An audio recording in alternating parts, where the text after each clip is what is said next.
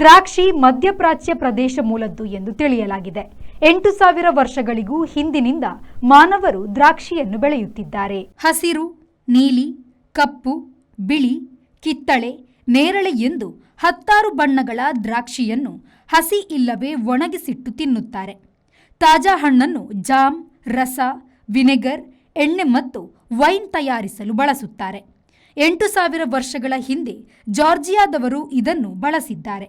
6,000 ವರ್ಷಗಳ ಹಿಂದೆ ಅರ್ಮೇನಿಯಾದಲ್ಲಿ ವೈನ್ ತಯಾರಿಸುತ್ತಿದ್ದುದು ಸ್ಪಷ್ಟವಿದೆ. ಪ್ರಪಂಚದಲ್ಲಿ ಒಟ್ಟು 7.3 ಕೋಟಿ ಟನ್ ದ್ರಾಕ್ಷಿಯನ್ನು ಬೆಳೆಯುವರು. ಅತಿ ಹೆಚ್ಚು ದ್ರಾಕ್ಷಿ ಬೆಳೆಯುವ ದೇಶಗಳು ಮುಂದಿನಂತಿದೆ. ಚೀನಾ 1.4 ಕೋಟಿ ton, Italy 67 lakh ton, France 62 lakh ton, USA 54 lakh ton, Spain 48 lakh ton, Turkey 34 lakh ton, Chile 23 lakh ton ಅನ್ನು ಬೆಳೆಯುತ್ತವೆ. Bureau report, V4 news, Beijing.